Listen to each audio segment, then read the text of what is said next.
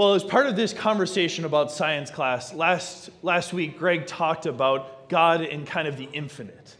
God within galaxies and universes, and trying to wrap our head around this mystery of God within the bigness of the world. And I don't know about you all, but I was had my mind blown by how God can be present and how there can be all these universes out there that I had no idea and will never see in my entire life. And yet God's a part of all of that. And so to connect it to kind of what we're talking about today, for those of us that have experienced a loved one that is sick, or maybe that's been in surgery, we realize that our universe becomes very, very small. And that we can recognize the mystery of God within the finite of the world, the smallness of the world around us. And that's particularly what we're going to be talking about today. So to help me have that conversation, I would like to welcome up a person pretty familiar to me. I've known him ever since I was born, I think. And he is a mentor of mine. He is my best friend. He is a person that means a whole ton to me.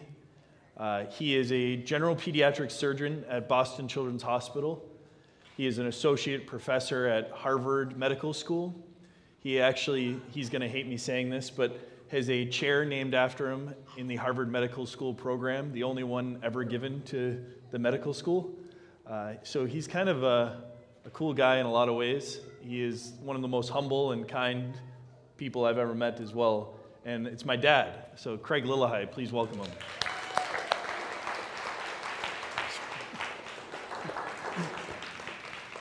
What I'm thinking about now, that's the time I ought to sit down and no more. But it's wonderful to be here today. I'm excited about it. I rarely get to be here in person with you at Jacob's Well, but I will confess I'm a frequent podrishner. My only two qualifications today, probably most importantly, one is Chris's dad, and number two, I really am a science geek. With that... I would say you had three qualifications. You forgot your Chloe's grandfather too, so we gotta include that. So I haven't forgotten that. It's part of the reason we were able to drag him here from Boston. So we're gonna start off by kind of asking you a few questions, Dad. The first of which is, so what drew you to science in the first place? Why does science make sense to you, and how come it's part of who you are and how you identify yourself? Well, first of all, I am a science geek. I had an aptitude for math and science as a little kid. In fact, I felt as Chloe and I, my granddaughter, were walking around this morning, we stopped by Mr. Bowler's science room here at Field School, and I felt very much at home, just that ambiance. So when I went to college, it was clearly going to be science, and I went to a place I was going to be an astrophysicist. One of the faculty there, many of you may not have overlap, but his name is Carl Sagan, and he was famous for a book and a TV show and billions of stars, and sort of we were enamored with the idea of science and astronomy. It fits very well with Greg's message last week about how big and awesome this universe is. And so what drew you to medicine then from that? Well, I'll confess that medicine's a bit of a family business, or hospitals and medicine. My father was a surgeon. My uncles, one was a surgeon, one was an internist. My brother's a doctor. My mother's a nurse. My wife, my daughter, you get the idea. So indeed, it was a bit of a family business.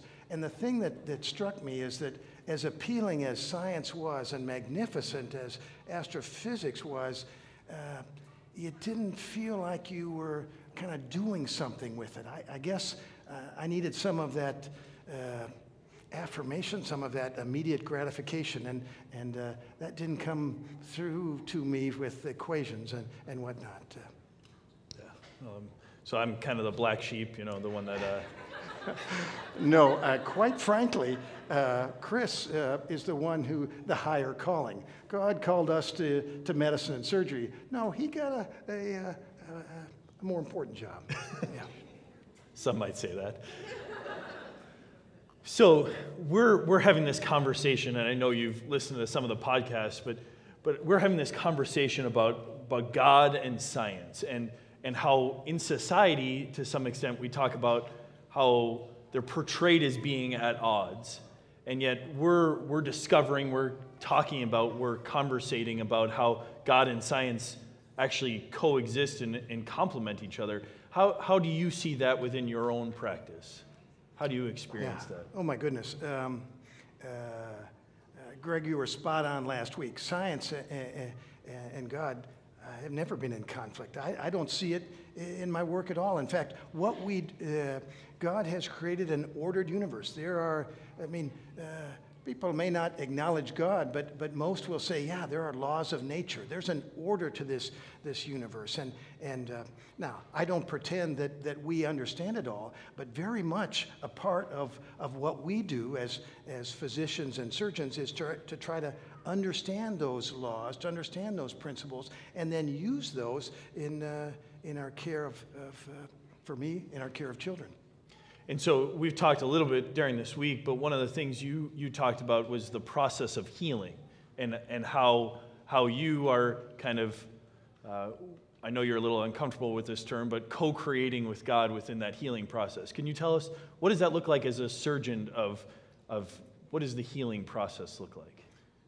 Well, I'll tell you, healing's been recognized by any of us who practiced the craft for a very long time. One of my favorites, a surgeon you wouldn't know, his name is Ambrose Paré. He lived in about the 1500s, and there were all these wars in Europe at the time, and sort of the best treatment that a surgeon could do was you'd pour oil on these battle wounds. You'd pour oil to cauterize the wound, to stop the bleeding, and that was sort of viewed as the treatment. Well, Paré, the reason he's so famous to us is that he went back and he thought, boy, that was a bad idea. He said, you come to the battlefield the next day and all these guys are suffering in terrible pain. Could this be right? Well, it really wasn't his insight. It was that he ran out of oil one night, and so the best he could do was use an old Roman treatment when they wrapped it in eggs and jelly, and I don't even know what was involved. But he found the next day the patients were much more comfortable. So Ambrose Paré, probably his famous quote is that we dress the wound, God heals it. Well, that's just as true today. We may put the sutures to make those connections, but unless the healing happens, it doesn't work. And I'm wondering, as you talk about that, I'm thinking about the work that I do in more of the emotional and spiritual section, and the work that we all do within our own lives, and how we focus so much on fixing the problem of making sure that everything is healed, that's our job, when in reality, maybe we're like surgeons, and that our goal is to restore what is around us instead of feeling like it's our responsibility to make sure that everything is put together exactly the way it was created to be. And that's an interesting concept to me that I feel like we can take away a little bit of what surgeons do. You know, Chris and I had talked a little bit about this beforehand, and saying, what actually, what do we do? And a lot of it is mechanical. I work in pediatric surgery, so these are congenital anomalies. These are problems that children are born with. One example is atresia, the tubing of our intestines. There can be a disconnect with it, and the way we fix it is to take out that part and sew the two ends of the hose together again. And if you can restore that's where we're looking to God. We're looking to those laws of nature. You restore that tubing again, those kids will live a long life and never look back. Or another example is sometimes in utero, when the babies are still in the womb, the intestines go outside the body, and then they migrate back in. The belly wall closes before they're born. Well, now sometimes that process is arrested. What do we do as surgeons? Well, what we do, we've learned techniques to put those things back in the belly, and when you do that, and if you can do that, then a long life ahead. So we're following those same rules. Yeah, I mean, it just strikes me so much of how a lot of the hard work is done kind of after you guys sew up. And that's a striking difference than I think my perception of what surgery is all about is to fix everything, when in reality it's, I think restore seems like a much more valid word for that process. Well, and I think the other part of it is that Pere was right, God heals. What perhaps my son and my wife can attest to is surgeons are by nature impatient. You know, we want the problem fixed right there, so you put together, but Pere was right. It takes the time. God heals. It's news to me that you're impatient. Ouch. I hope we don't have that recorded. I'm wondering, so as part of your process, as someone who is willing to invite this idea of God into your practice, into what you do, how does prayer work? How do you relate to prayer within this process of healing? If so much of this work is done by not you, by God, by something outside of your control, can you tell us how you kind of relate to prayer and how that can be a part of who you are? Well, I think as surgeons, I'm not sure, and as Christians, I'm not sure that prayer is any different in our role as surgeons than it is in your role in day-to-day. We've got problems at hand, and we pray about those. We put those before God. We've got frustrations. There are times when we're angry. Why does this little child have this? Why is this family? God accepts those prayers as well. And praying for, yes, specifics about an operation or guidance, what to do, healing. Yeah, talking to God is very much of part and parcel of how we get through this, how we navigate this process. So if that's the case, and I think we can all recognize that sometimes those prayers go unanswered or answered in a way that we don't understand, and fatalities happen. And I want to ask a little bit about how does that relate to your role as a transplant surgeon? So kind of within this, the tension of hope and despair both kind of exist within that. Can you tell us a little bit more about? Well, quite frankly, transplant surgery is a great example of that despair, anger, loss, and hope and rejuvenation. Because when you think about it, for most of our organs in pediatric transplant, someone has to die. Some child has to die, and in that grief, somehow those parents have said, if there's anything we can do, make any good of this, we want to give those organs to someone else. I learned early on in this process that I quit telling my wife the donor stories, the tragedy there, because they never ended well, obviously. And yet that was sometimes the only solace that a donor family had, to say, well, my son, my daughter, my baby lives on because it could help someone else. The flip side of that, the recipients, the parents would often describe those feelings as well and say, how can I'm waiting for a child to die. I'm waiting for some tragedy to happen somewhere else. This can't be right. And the only solace we can bring to them is, that child, that little boy, that little girl, they're going to die anywhere. That wasn't anything that you had anything to do with. But the one gift you can give to that donor family is making use of that life can go on. And so, you feel the despair, the heartache, and the joy all mixed up in the same piece. Yeah, and I think we've talked a little bit about this, but both of us have professions in which we are introduced to the hardships of life, that we come in and experience these hardships. And I think we all, to one extent or another, get experienced to the hardships in life. And we've talked about, you kind of have two choices within that. You either have the choice to ignore it and pretend like it's not real, that it's not happening, or you have the choice to be present to it in whatever way that you can be. And both of us come to that from very different angles. You have a physical ability to be present with them. I'm more trained in the emotional and spiritual.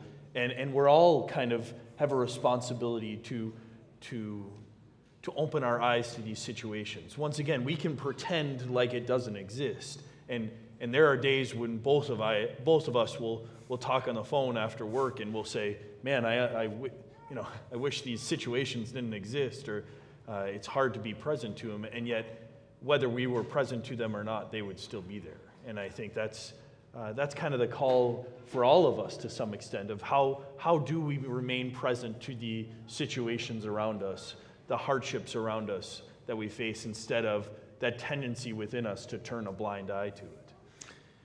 Yeah, it's in the hospitals often that, whether it's we or our children are sick, that's when it kind of sometimes clears the chaff away, that we see the importance of things more clearly.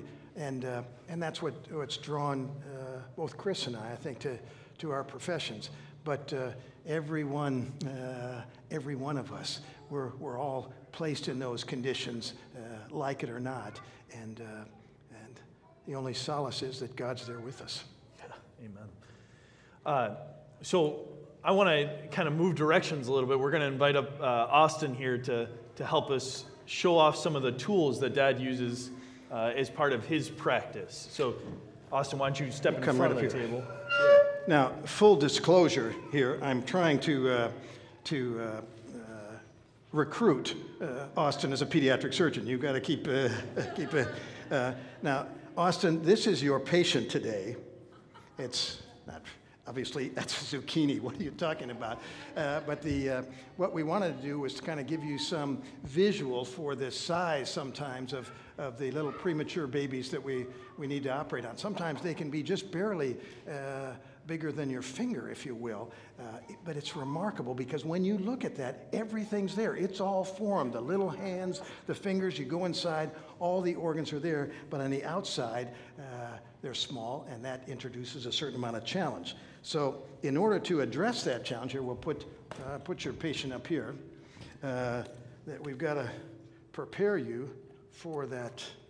And the only way you can fix problems is to be able to see them and understand them. And so this old guy here who needs glasses to read now, here, let's have you turn towards the audience. And you see that, Austin, if I can just put these on you that magnify things 4 or 5 times, then here, you look into the group, that you can see those delicate little structures to deal with. What do you think, Austin? So I'm wondering, Austin, how does it look like to try to look out of those? Are you able to see anything different?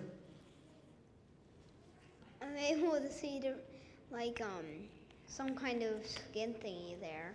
Yeah, some sort of skin thing. And what do the people out in the commons look like when you try to look at them through these? Yellow dots. Yellow dots. So they're not very helpful necessarily when you're trying to look out to people around us, huh? Nope. All right. Well, I'm pretty convinced they're pretty helpful in surgery, though, huh? They are. Well, and the nicest issue is it allows you to focus at the problem at hand. You may not realize that there's sort of myths about how operating rooms are conducted, but the fact of the matter is, when you're wearing these glasses, you can't see the instrument, so you could go over to the table and grasp those. But the reason that you're working together as a team is that you're focusing here, and someone can give you that instrument so that you don't even have to look up, and that you can keep conducting that operation at hand. So it's much more efficient, but not realizing that there's that dynamic going on. Now, I've got some instruments for, so if you're going to work on small little things, you need small little instruments. These look like, and those are little kind of tweezers. We got a couple of different pair of those so that you can pick up the tissues very gently to be able to work. And sometimes you've got to cut those. Can you see here? I'll hold those for you. Can you see these are very little scissors, very sharp, but very little scissors so that we can cut either some of the tissue. Whoa. I don't want to have to practice surgery here in front of you in the audience.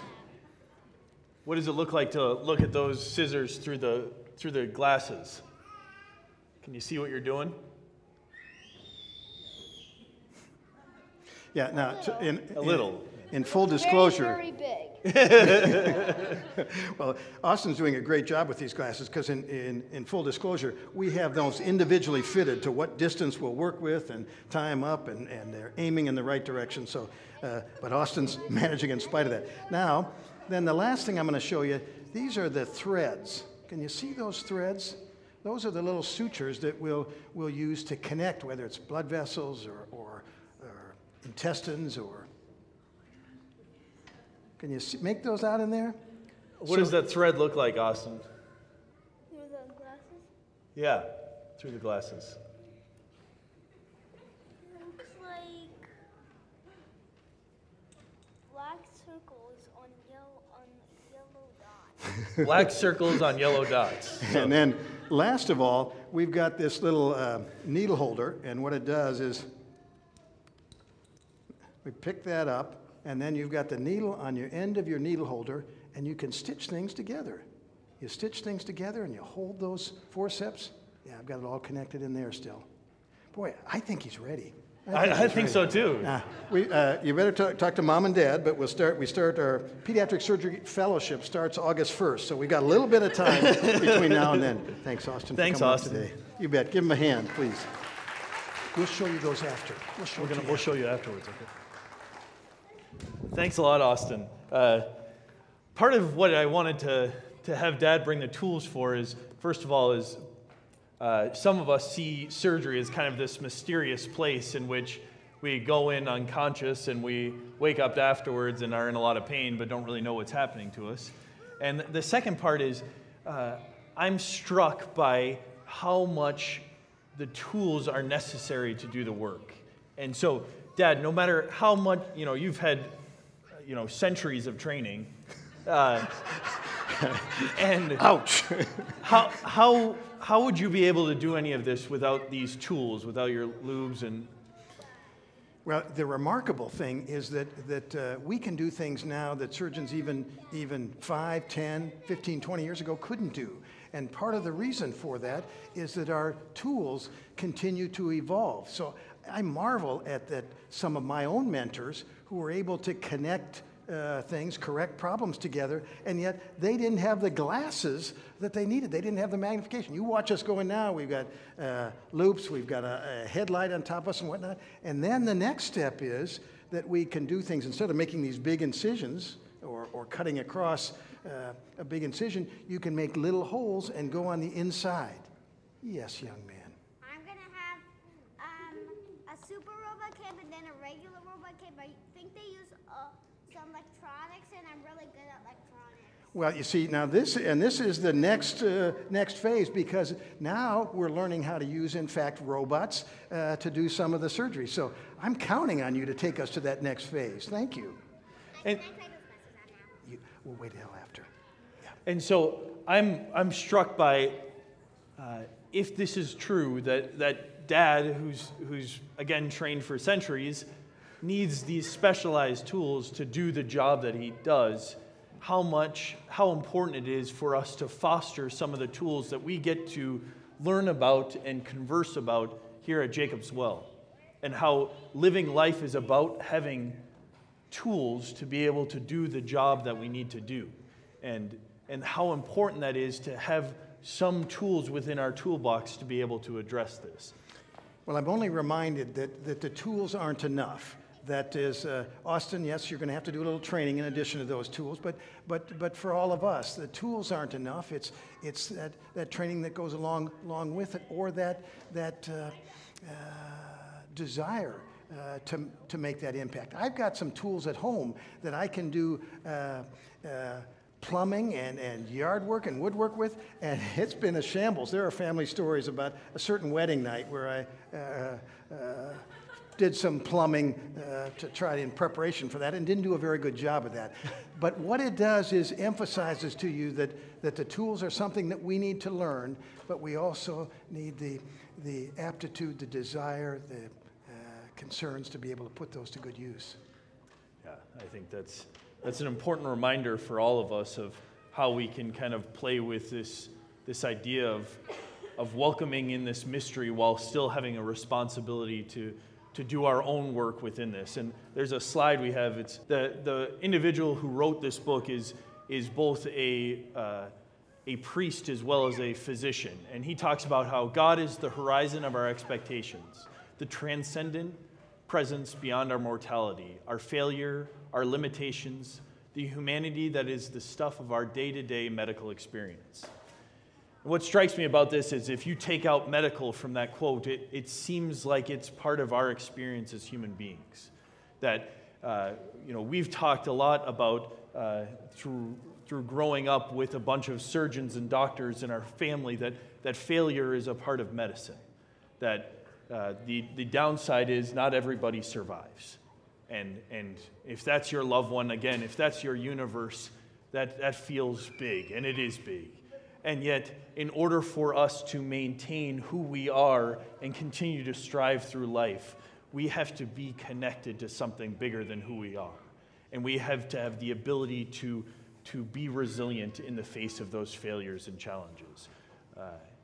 My dad's dad was a cardiac surgeon, and part of the stories of his time in early cardiac surgery was that failure was a part of his practice, and that he needed to learn from those failures and embrace those failures in order to get where we have come within cardiac surgery as well.